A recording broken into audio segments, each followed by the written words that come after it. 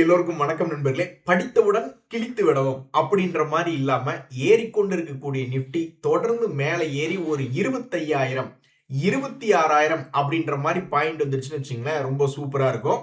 அப்படி வரணும்னா நம்மளுக்கு திடீர்னு என்னைக்காவது ஒரு நாள் 350 பாயிண்ட் 250 பாயிண்ட் அப்படின்னு ஏறி காட்டணும். இல்லை, டெய்லியும் 100 பாயிண்டா ஏறிக்கலாம் அப்படின்னு நினைச்சிருந்தா கண்டிப்பா அது முடியாது. கரடிகள் கண்டிப்பா நம்மளை ஏதாவது ஒரு தொந்தரவு பண்ணும். அது எப்படி நீ டெய்லி 100 பாயிண்டா ஏறிக்கிட்டே போவியா அப்படின்னு சொல்லி ப்ராஃபிட் புக்கிங் ஏதாவது ஒரு டைம்ல கொண்டு வந்துருவாங்க. அதனால இந்த வாரத்துல ஏதாவது ஒரு நாள் 250 பாயிண்ட் 350 பாயிண்ட் ஏறி டக்குன்னு 25,000க்கு பக்கத்துல வந்துருச்சுன்னா தான் நம்மளுக்கு மார்க்கெட் ஓரளவுக்கு பெனிஃபிட்டாக இருக்கும். சோ இந்த நேரத்துல நிப்டி 25,000த்திற்கு அருகிலா புதியதாக வாங்குபவர்கள் ஜெயிப்பார்களா அப்படின்னு பார்த்துக்கிட்டு இருக்கிற நேரத்துல, ஹலோ வெயிட்டீஸ், ஏற்கனவே நாங்க வாங்கியிருக்கிறோம். எங்களுடைய மனநிலை என்னன்னா, முதல்ல எங்களுக்கு லாபம் கொடுத்துட்டு தான் புதுசா வாங்குறவங்களுக்கு அப்படின்றத எங்களுடைய மென்டாலிட்டி. இந்த நேரத்துல படித்தவுடன் சிரிக்கவும். இந்த நண்பர் போட்ட கமெண்ட்டை படிச்சுன்னு குலுங்கி குலுங்கி சிரிக்கிற மாதிரி ஆயிடுச்சு. படித்தவுடன் சிரிக்கவும் அப்படின்ற மாதிரி தங்கம் வேற தலையை தூக்குறானே, ஏழைகளின் கண்ணீரை துடிக்க இன்னைக்கே நான் கோல்டு ETF வாங்குறேன் அப்படின்ற மாதிரி போட்டிருக்காப்ல. ஸோ எல்லாருமே ஏதாவது ஒரு அசெட் ஒரு குறிப்பிட்ட இடத்துல இருந்து மேல ஏறும் அப்படின்ற மாதிரி நம்ம நினைச்சு என்டர் ஆகிறோம். அதன்படி அது நடந்துருச்சுன்னா வெற்றி தான்.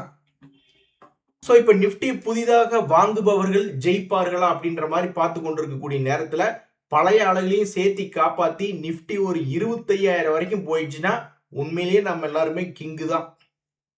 அந்த 25,000 இந்த வாரத்துக்குள்ள போகணும். அப்பதான் நம்ம கிங்கு. இல்லைன்னா எப்படி இருந்தாலும் கரடி நம்ம மார்க்கெட்ல ப்ராஃபிட் புக்கிங் அப்படின்னு வந்துடும். கரடிகளே பயப்படுற மாதிரி 350 450 பாயிண்ட் ஒரே ஸ்ட்ரோக்ல ஏத்தினாதான் 25,000க்கு பக்கத்துல போக முடியும். இப்படி டெய்லி 100 பாயிண்ட்ல ஏத்திக்கிட்டு இருந்தா வேலைக்கு ஆகாது. நண்பர்களே, இந்த நேரத்துல மிகப்பெரிய செய்தி என்னன்னா, டிசிஎஸ் ஷேரினுடைய ரிசல்ட் 9th ஜூலை என்பது வருது, வர வியாழக்கிழமை. சோ அது ஐடி ஷேர்களுக்கு ஒரு புதிய திருப்பமாக இருக்குமா, நம்ம மார்க்கெட்டையே குலுக்குமா அப்படின்றத பொறுத்துன்னு தான் பார்க்கணும். உங்களுக்கு ஞாபகம் இருக்கா, போன குவார்டர்லி ரிசல்ட்டும் அதுக்கு முன்னாடி குவார்டர்லி ரிசல்ட்ஸும் ஐடி கம்பெனிகளுக்குள்ளேயே செக்டரை நிர்ணயிக்கக்கூடிய பங்குகளாக எதுவுமே இல்லை. டிசிஎஸ் ஒரு மாதிரி ரிசல்ட் கொடுத்தா அவனை தனியா ட்ரீட்மெண்ட் பண்றாங்க, டெக் மஹிந்திரா தனியா, அது மாதிரி ஒவ்வொரு பங்குகளையும் தனித்தனியா தான் ட்ரீட்மெண்ட் பண்றாங்க. பட் எனிவே ஃபர்ஸ்ட் தொடக்கம் எப்படி இருக்கு, டிசிஎஸ் ஷேர் ரிசல்ட் எப்படி பார்த்தாலும் வியாழக்கிழமை மார்க்கெட் அவர்ஸ் முடிஞ்சு வந்தாலும் சரி, அது முன்னாடி வந்தாலும் சரி, கரெக்டான டைம் நம்மளுக்கு தெரியலனாலும் அதனுடைய இம்பாக்ட் எப்படி இருந்தாலும் வெள்ளிக்கிழமை இன்னொரு நாள் வர வேண்டியது இருக்கு. சோ இன்னொரு 3 நாள் பொறுத்து இருந்தா டிசிஎஸ் ரிசல்ட் நம்ம மார்க்கெட்டை குலுக்குமா இல்லையா என்பது தெரிஞ்சிடும். நண்பர்களே, இந்த நேரத்துல கோல்ட் அண்ட் சில்வர், அந்த நண்பர் ஏற்கனவே சொன்ன மாதிரி சமீபத்திய உச்சத்திலிருந்து எவ்வளவு தூரம் கீழே இறங்கி இருக்குது தெரியுங்களா? தெரிஞ்சு அப்படியே ஆச்சரியப்படுவீங்க. சோ இப்ப இந்த சில்வர் பீஸ் அப்படின்றது பாக்குறீங்க, அதனுடைய விலை என்பது ஆல்மோஸ்ட் தன்னுடைய உச்சத்திலிருந்து 43% இறங்கி இருக்குதுங்க. அப்ப யாராவது இந்த சில்வர் பீஸ போய் உச்சியில வாங்கியிருந்தா அது சரியான கும்பா, 43% கும்பா. பட் கோல்டு ஓரளவுக்கு பரவாயில்ல, அது ஒரு 20% தான் தன்னுடைய உச்சியிலிருந்து இறங்கி இருக்கு. சோ இறங்குறது ஏறதும் சாதாரண மேட்டர். அது நாம் எப்படி கரெக்டா லோல வாங்கி ஹைல விக்கிறோம் அப்படின்றத முக்கியமான மேட்டர். அடடே, இதெல்லாம் தஞ்சாவூர் கல்வெட்டிலேயே பொறிக்கணும் போல இருக்கு. நண்பர்களே, இப்பதான் ஒரு முக்கியமான தகவலுக்கு வரும். அதாவது இந்த ரியாலிட்டி செக்டர்ல இந்த ஃபீனிக்ஸ் மில்ஸ் அப்படின்றது பார்த்தோம்னா, அவன் ஒருத்தன் தான் அந்த ரியாலிட்டி செக்டர்லயே இறங்கியதை கம்ப்ளீட்டாக மீட்டெடுத்த ஒரு செல்லக்குட்டி. எவ்வளவு தூரம் இறங்கிருக்கான் பாருங்க. ஃபீனிக்ஸ் மில்ஸ் 1400 வரைக்கும் போயிட்டு இப்ப ஆல்மோஸ்ட் தன்னுடைய பழைய ஹையை தாண்டி இருக்கான். அப்படின்னு என்ன, இவன் மீதம் இருக்கக்கூடிய மற்ற ரியாலிட்டி ஷேர்களை பிடித்து இழுக்கிறானா? உங்களுக்கு தெரியாது இல்ல, மார்க்கெட் மேல போச்சுன்னா சந்தில் இருக்கக்கூடிய ஸ்டாக்குகளை எல்லாம் பிடிச்சி இழுத்துட்டு வரும். அது மாதிரி செக்டர்ல இருக்கக்கூடிய ஒரு பங்கு, ரியாலிட்டி செக்டர்ல இருக்கக்கூடிய இந்த ஃபீனிக்ஸ் மில்ஸ், அவன் பழைய உச்சத்தை ஒட்டச்சுக்கிட்டு மேல போகும் பொழுது மற்ற பங்குகளையும் இழுத்துட்டு வரானா இல்லையா அப்படின்றது வெயிட் பண்ணி தான் பார்க்கணும். ஆக மொத்தம் அது மட்டும் நடந்துருச்சுன்னு வச்சுங்களேன், ரியாலிட்டி ஸ்டாக்ஸுக்கு ஒரு கொண்டாட்டம் என்பது ஆயிடும். இந்த லோதா அப்படின்ற ஒரு ஸ்டாக்கு கூட எடுத்துக்கங்க, அவன் இன்னும் 200 டேஸ் மூவிங் ஆவரேஜை இப்பதான் தாண்டான்.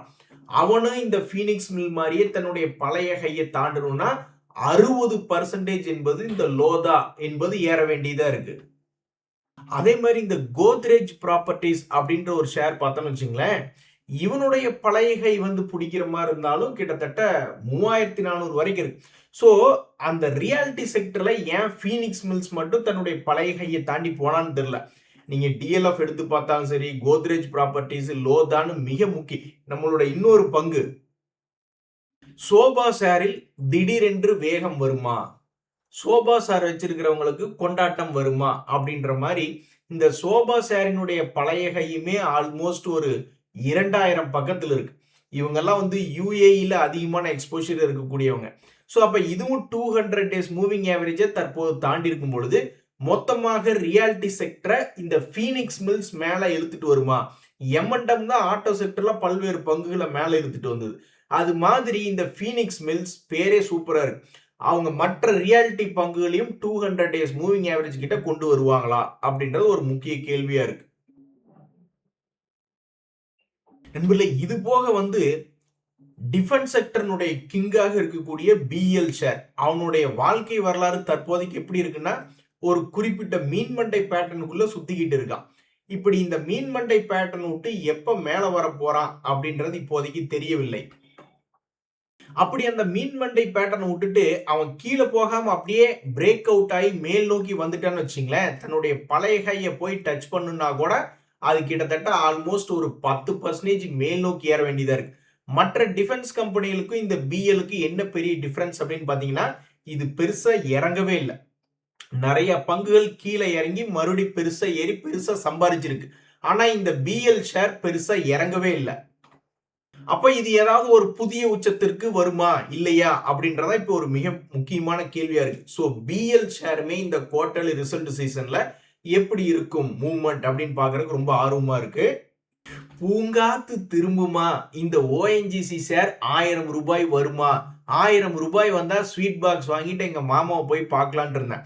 ஏன்னா ஒரு பல வருடங்களுக்கு முன்னாடி ஓஎன்ஜிசி ஷேர்லாம் வாங்கி வச்சிருந்தாரு. அப்பவே அது 1000 ரூபாய் பக்கத்துல சுத்தி கொண்டு இருந்த பங்கு. அதுக்கப்புறம் அப்படி இப்படின்னு ஸ்பிளிட்டு போனஸ் அப்படி இப்படின்னு எல்லாம் பிரிஞ்சு வந்து கீழே வந்திருந்தது. மறுபடியும் 300 ரூபாய் பக்கத்துல சமீபத்துல வந்திருந்தது. சரி, ஏதாவது ஒரு பிரேக் அவுட் ஆகி மேல ஒரு 1000 ரூபாய் பக்கத்துல வந்துச்சுன்னா அவரை ஸ்வீட் பாக்ஸ் வாங்கிட்டு போய் அவருக்கு ஒரு வாழ்த்து சொல்லணும் அப்படின்ற மாதிரி நான் நினைச்சுக்கிட்டு இருந்தேன். அது என்னடானா கரெக்டா ஒரு டபுள் டாப் அடிச்சு கீழே விழுந்து விட்டது.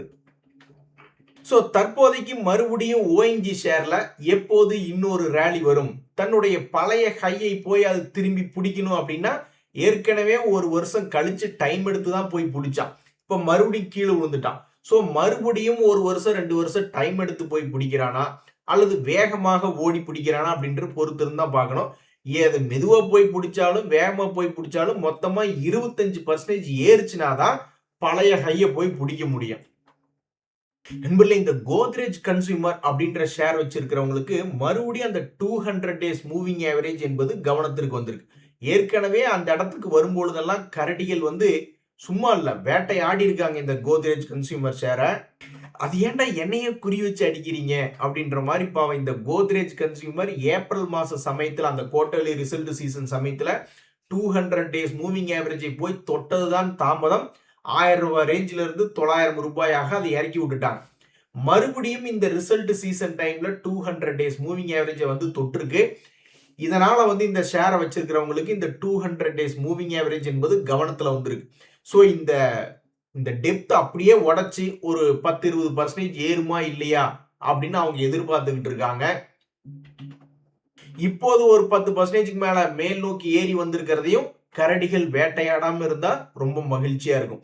நண்பர்களே, இது உங்களால நம்ப முடியுதா?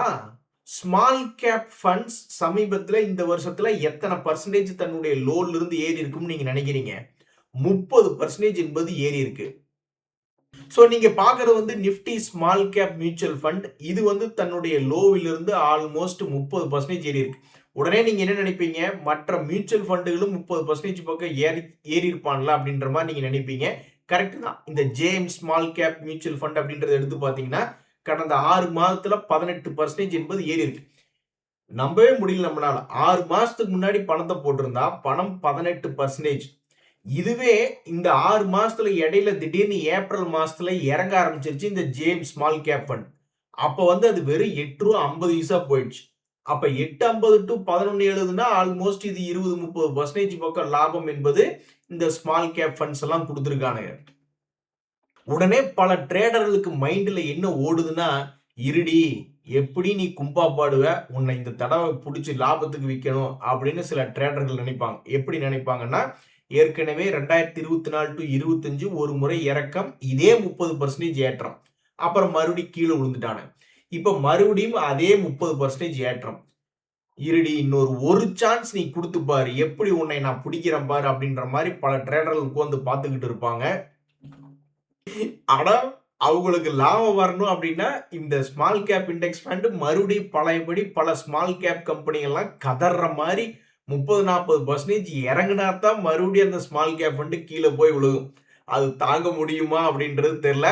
எது எப்படியோ 2 வருஷமாக வருமானம் இல்லை நிப்டிலையும் சரி ஸ்மால் கேப் ஃபண்டுகள்லையும் சரி அப்படின்னாலுமே அது தன்னுடைய லோ டு ஹைன்னு ஒரு வருஷத்துக்கு 30% எல்லாம் அசால்ட்டா மூவ்மெண்ட் காமிச்சுக்கிட்டு இருக்கானுங்க. சோ ஸ்மால் கேப் ஃபண்டுகளினுடைய நிலவரம் எப்படி இருக்குன்னா, பூட்டி வச்ச குதிரை ஒண்ணு புட்டுக்குச்சு அப்படின்ற மாதிரிதான் அவனுங்களை எல்லாம் ஒரு இடத்துல அடக்கி வைக்க முடியாது. ஒரு இடத்துல அடங்கி இருங்கடான்னா அவனுக்கு கேட்கறது கிடையாது. 20-30% ஒரு வருஷத்துல அசால்ட்டாக மியூச்சுவல் ஃபண்டுகள்லயே மூவ்மெண்ட் காமிச்சுக்கிட்டு இருக்கு ஸ்மால் கேப் ஃபண்ட். கடந்த 2 வருஷமா நடந்திருக்கு. அதுக்கு முன்னாடி நடந்திருக்குமா அப்படின்லாம் கேட்காதீங்க. அதை பார்த்தா நம்மளுக்கு மனசு வலிக்கும். ஏன்னா 2020ல இருந்து கணக்கு பாத்தீங்கன்னா அவன்லாம் 370% சம்பாதிச்சு கொடுத்துருக்கான். 1 லட்சம் என்பதை 4 லட்சமா பண்ணி விட்டானுங்க. அதுக்கப்புறம் இந்த 2 வருஷமா ஒன்றும் விஷயம் இல்லை. ஸோ இப்போ ஏகப்பட்ட பங்குகள் ரியாலிட்டி செக்டர் ரிலேட்டடான பங்குகள் இந்த மாதிரி ஸ்மால் கேப் ஃபண்டுகள் எல்லாருமே புதிய உச்சம் வருமா அப்படின்றதா இப்போ ஒரு கேள்வியா இருக்கு. ஏய் நீ என்னப்பா இப்பதான் கடை விரிச்ச அதுக்குள்ள படுவேலைகள் பண்றிய அப்படின்ற மாதிரி வாட்டர்வேஸ் லைசர் டூரிசம் லிமிடெட் அப்படின்ற ஒரு பங்கு சமீபத்தில் தான் வந்து லிஸ்ட் ஆன பங்கு.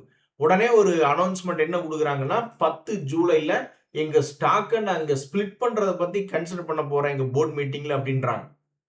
ரொம்ப வேகமா தான்ப்பா நீங்க போறீங்க அப்படின்ற மாதிரி sub division of face value of equity shares வந்து என்னைக்கு கன்சிடர் பண்ண போறாங்க அவங்களுடைய போர்ட் மீட்டிங் நடக்கிறப்ப அப்படின்னு பாத்தீங்கன்னா ஜூலை 10. ஸோ ஜூலை 10க்கு இன்னைக்கு இருக்கிற தேதியிலிருந்து ஏதாவது பெரிய வாலட்டிலிட்டி இந்த புதிய பங்கில் வந்து சேருமா? சோ தற்போதைக்கு இந்த கார்டிலியா அப்படின்ற பங்கினுடைய விலை 700 ரூபாயிலிருந்து கீழே இறங்குமுகமாக 600 ரூபாய்க்கும் மேல உச்சத்துல 820 ரூபாய்க்கும் ஆக மொத்தம் 200 ரூபாய் வாலட்டிலிட்டி வெறும் 4-5 நாட்கள்லயே பண்ணியிருக்கான். அப்ப இந்த ஸ்பிளிட் அப்படின்ற செய்தி ஒரு மிகப்பெரிய செய்தி. இந்த செய்தி வச்சுக்கிட்டு அவன் கீழே விழுந்துட்டு மேல வர்றானா அல்லது இங்கிருந்து பிக்கப் ஆகி புதிய உச்சத்துக்கு போறானா அல்லது தொடர் இறக்கமா என்பது பொறுத்திருந்துதான் பார்க்கணும். ஆக மொத்தம் இந்த பங்கு வந்த ஒரு 4-5 நாட்களுக்குள்ளேயே 820 ரூபாய் விலையினுடைய மாற்றங்களும் ஸ்பிளிட் அப்படின்ற ஒரு மிகப்பெரிய அனௌன்ஸ்மெண்ட் வந்திருக்கு. நண்பர்களே இது போக ஸ்டாக் மார்க்கெட்ல என்ன பெரிய செய்திகள்னா இந்த எய்ச்சர் மோட்டார்ஸ் இவங்க எல்லாம் வழக்கம் போல டிவிடெண்ட் கொடுக்குறாங்க. அதுக்கு உண்டான ரெக்கார்ட் டேட் 31 ஜூலை. இவங்க வழக்கம் போல டிவிடெண்ட் கொடுக்கறது மட்டும் இல்ல வழக்கம் போல ஏறுவதும் இவங்களுடைய பழக்க சுபாவமா இருக்கு. இப்ப வரைக்கும் 200 டேஸ் மூவிங் ஆவரேஜ் கீழே பெருசா கிராஷ் ஆகி சீப்பான ரேட்டுக்கே போக மாட்டேன்றான். இப்ப கூட இந்த வருஷத்துல ஒரு முறை 200 டேஸ் மூவிங் ஆவரேஜ் கீழே வந்தது ஒரு பெரிய கிண்ண சாதனை அப்படின்ற மாதிரிலாம் பல பேர் நியூஸ் வாசிச்சுக்கிட்டு இருந்தாங்க. அதுக்கப்புறம் இப்போ ஒரு சில மாதங்கள் கழிச்சு எடுத்து பார்க்கும்போது அந்த சென்டர் பாயிண்ட்ல இருந்து மேல் நோக்கி ஏறித்தான் இருக்கான். அப்ப இது போன்ற பங்குகளுக்கெல்லாம் வந்து எப்பதான் ஒரு பெரிய கிராஷ் வரும் அப்படின்றதே தெரியல. தொடர்ந்து ஏறுமுகமாவே இருக்கு. என்ன காரணம் நினைக்கிறீங்க? ஆட்டோ சேல்ஸ் வந்து வருஷத்துக்கு வருஷம் நம்ம நாட்டுல பிச்சுக்கிட்டு போயிட்டே இருக்கு. எங்கடா கொண்டே அந்த வண்டியில நிறுத்துறீங்க? ஒரு செருப்புக்கு பொதுவா 2-3 செருப்பு வாங்கக்கூடிய பழக்கம் சமீபத்துல வந்தது. அது மாதிரி எல்லாம் ஒரு வண்டிக்கு பொதுவா 2-3 வண்டி வாங்குறாங்களா? அல்லது நம்மளுடைய ஜனத்தொகை பிச்சுக்கிட்டு போகுதா? அந்த குப்பிட் நிறுவனம் எல்லாம் எப்படி அதுவும் லாபத்துல ஓடிக்கிட்டு இருக்கு? ஒண்ணுமே புரியல செட்டியார் மதர் அப்படின்ற கண்டிஷன் தான். இன்னொரு முக்கிய தகவல் என்னன்னா இந்த சி இன்ஃபோ சிஸ்டம்ஸ் என்பது ஒரு வாலட்டிலிட்டியான பங்கு. ஆனா அதனுடைய நிலைமை இப்ப என்னன்னு பாத்தீங்கன்னா ரொம்ப பரிதாபத்திற்கு உரிய நிலைமையாக தற்போது ஓடிக்கிட்டு இருக்கு. மிகப்பெரிய கடும் சரிவு. அது ஆல்மோஸ்ட் 2600 ரூபாயிலிருந்து அதனுடைய இதுக்கு முன்னாடி 2023ல என்ன விலை இருந்ததோ அதையும் உடைச்சிட்டு கீழே போயிருக்கான். ஆனா சமீபத்திய அறிவிப்பு என்னன்னா இவங்களுடைய வேலையை தொடர்ந்து செஞ்சுக்கிட்டு இருக்காங்க. என்ன டிவிடெண்ட் என்பது கொடுத்துக்கிட்டு இருக்காங்க. இவங்களுடைய டிவிடெண்ட் ஈல்டு 0.37 இருக்கு. சரி, டிவிடெண்ட் கொடுக்குறாங்க, ஓகே. கடன் என்பது குறைவா இருக்கு. கடைசியா இன்னொரு பாயிண்ட் வந்து லாபம் செய்யக்கூடிய ஷேரா, லாபம் ஏறு விதமாக இருக்கு அப்படின்னு பார்த்தோம்னா, அவங்க இப்ப செஞ்சிருக்கக்கூடிய 51 கோடி லாபம், அதே மாதிரி 145 கோடி சேல்ஸ் என்பது இந்த குவார்டர்ல, மார்ச் குவார்டர்ல கொடுத்திருக்காங்க. நீ அடுத்து Q1ல என்னன்றது பார்க்கணும். இந்த 51 கோடி லாபம் இதுக்கு முன்னாடி அவங்க பண்ணல. சோ அப்ப ஒன்னும் பெரிய லாஸ் அப்படின்றது இப்ப வரைக்கும் அவங்க காட்டல. இந்த குவார்டர்லி ரிசல்ட்ல என்ன காட்ட போறாங்க அப்படின்றது தெரியல. அப்ப எதுக்காக அடிச்சு விட்டுருக்காங்க? ஒருவேளை ஸ்டாக் பி வந்து 38ன்னு இருக்கு, 20க்கு கீழே இருக்கணும், எல்லா கோட்டையும் அழிங்க, நாங்க முதல்ல இருந்து புரோட்டா சாப்பிடுறோம் அப்படின்ற மாதிரி நிறைய வேல்யூ இன்வெஸ்டர்ஸ் என்ன சொல்றாங்க, எங்களுக்கு ஸ்டாக் பி என்பது 20க்கு கீழே வரணும், அப்பதான் நாங்க புரோட்டா சாப்பிட ஆரம்பிப்போம்னு வேல்யூ இன்வெஸ்டர்ஸ் ஒரு பக்கம் இருப்பாங்க. சரி, வேல்யூ இன்வெஸ்டர்ஸ் பணம் போடலின்னு என்ன, அந்த ஸ்டாக்ல ஏதாவது மொமெண்டம் எடுத்து பிக்கப் ஆகி மேல போகுமா அப்படின்னு ஸ்மார்ட் மணி கான்செப்டுக்காரங்க பணத்தை போடட்டும், அல்லது மொமெண்டம் ட்ரேடிங் பண்றவங்க எல்லாம் பணத்தை போடட்டும் அப்படின்னா அங்கதான் ஒரு சிக்கல். அந்த மொமெண்டம் ட்ரேடிங் பண்றவங்க எல்லாம் எப்ப பணத்தை போடுவாங்கன்னா 200 டேஸ் மூவிங் ஆவரேஜை தாண்டும் பொழுதோ, அல்லது இருக்கிறதுலயே உச்சத்தை தாண்டி ஃப்ரெஷ் பிரேக் அவுட்னு 800 ரூபாய் கீழே அந்த குரூப் வாங்காது. 3000 ரூபாய் தாண்டி அப்புறமா தான் நான் அதை தொடுவேன் அப்படின்ற மாதிரி தான் அந்த குரூப் இருக்கும். ஸோ இப்ப இது திரிசங்கு நிலை. கீழே அந்த வேல்யூ இன்வெஸ்டர்ஸும் பணத்தை போட மாட்டேன்றாங்க. கேட்டா நாங்க வந்து என்ன ஸ்டாக் பி எல்லாம் 38 ஓடிக்கிட்டு இருக்கு, பிஇஜி ரேஷியோ 3.5 ஓடிக்கிட்டு இருக்கு, பிரைஸ் டு புக் வேல்யூ 5.25 ஓடிக்கிட்டு இருக்கு, எங்களுக்கு எல்லாம் 2க்கு கீழே 1 வேணுமே அப்படின்ற ரேஞ்சுக்கு அவங்க பேசிக்கிட்டு இருப்பாங்க. அப்போ உன் மேல யாருமே பணம் போடலையே, ஏதாவது பெரிய நியூஸை கொடுத்து டிமாண்டை உருவாக்கியா அப்படின்றதா தற்போதைய நிலைமை. பாத்தீங்களா நண்பர்களே, பணம் போடுறதுக்கு ஆள் வேணும். இந்த வேல்யூ இன்வெஸ்டர்ஸ் பணம் போடுறதுக்கு ஆள் இல்ல. சரி, ஓகே. சரி, கடைசிக்கு ஏதாவது மொமெண்டம் ட்ரேடர்ஸ் பை பண்ணணும்னா அவங்களுக்கு இருக்கிறதுலே பிரேக் அவுட் ஆகணும், அதுக்கும் வழி இல்ல. ஸோ ஸ்டாக் மார்க்கெட்ல இத்தனை விஷயம் இருக்கு ஒரு ஸ்டாக்ல கொண்டு வந்து பணம் போடுறதுக்கு என்பது. ஸோ இந்த சி இன்ஃபோ சிஸ்டம்ஸ் இனி வரக்கூடிய ரிசல்ட் சீசன்ல அதிரடியாக ஒரு 150 கோடி வருமா சேல்ஸ், இல்ல 200 கோடி சேல்ஸ், அப்படி இப்படின்னு ஏதாவது ஒரு பெரிய இம்பாக்ட் கொடுத்து ஒரு திருப்பு முனையை வைக்குமா? ஸோ ஒரு லாபம் செய்யக்கூடிய பங்கு, டிவிடெண்ட் கொடுக்கக்கூடிய பங்கு மொத்தமா தற்போதைக்கு எத்தனை பர்சன்டேஜ் ஏறி இருக்குன்னா 70% பக்கம் சமீபத்தில் இறங்கியிருக்கு. நிறைய பேர் என்ன எதிர்பார்க்கறாங்கன்னா, கடைசிக்கு நீ இந்த 200 டேஸ் மூவிங் ஆவரேஜையாவது நீ வந்து தொடுவியா அப்படின்னு எதிர்பார்த்துக்கிட்டு இருக்காங்க. அந்த 200 டேஸ் மூவிங் ஆவரேஜ் என்பது 1200 பக்கத்துல இருக்கிறது ஒரு செய்தி.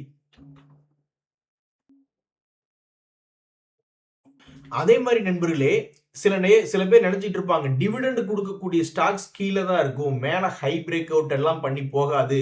ஸோ அவங்க கொடுக்கக்கூடிய டிவிடெண்ட் என்பது கீழே விழுந்து கிடக்கக்கூடிய பங்குகளை மேல ஏத்திட்டு வர்றதுக்கு தான் இந்த டிவிடெண்ட் செய்திகள் உபயோகமாகுது அப்படின்னு நினைச்சிட்டு இருப்பாங்க. அந்த மாதிரிலாம் கிடையாது. இப்ப இந்த ஏஜிஸ் லாஜிஸ்டிக்ஸ் அப்படின்றதும் சமீபத்தில் டிவிடெண்ட் கொடுக்குறாங்க. ஆனா அந்த ஷேர் எங்க இருக்குன்னு நீங்க நினைக்கிறீங்க? இருக்கிறதுலே உச்சத்துல ட்ரேட் ஆகிட்டு இருக்கான். இத்தனைக்கு இவன் கீழே விழுந்தவன் தான். நிறைய பேர் என்ன நினைச்சுக்கிட்டு இருப்பாங்க, இது டிவிடெண்ட் கொடுக்கக்கூடிய ஷேரு, அதனால இதனுடைய லோ பிரைஸ் வந்து சமீபத்துல 600 ரூபாய் வந்து விழுந்திருக்கு, டிவிடெண்டும் கொடுக்குறான், பெருசா பர்ஃபார்மன்ஸும் பண்ணிக்கிட்டு இருக்கான்னா அப்ப மேபி 600ல இருந்து ஒரு 800 900 வரைக்கும் தான் வரும் அப்படின்னு நினைச்சுக்கிட்டு இருந்திருப்பாங்க. ஆனா கடைசியில அது டிவிடெண்ட் கொடுக்கக்கூடிய பங்கு, கடைசியில அதனுடைய விலை என்பது இருக்கிறதையே உச்சத்தை உடைச்சுக்கிட்டு மேல நின்றுகிட்டு இருக்கான். ஸோ டிவிடெண்ட் கொடுக்கறதுனுடைய குவாலிட்டி வந்து ஒரு ஷேரினுடைய லோ பிரைஸ்ல இருந்து அவனை பழைய ஹைக்கு கொண்டு வந்து விடுற வேலை மட்டும் இல்ல, அது ஒரு நல்ல பங்காக இருக்கும் பொழுது, குரோத் பங்காக இருக்கும் பொழுது டிவிடெண்டும் கொடுக்குறான்னா அவனால புதிய உச்சங்களையும் அடைய முடியும். சரி நண்பர்களே, இன்றைய தவணைத்து உங்களுக்கு உதயம் எனக்கு மகிழ்ச்சியா. ரொம்ப நன்றி, வணக்கம்.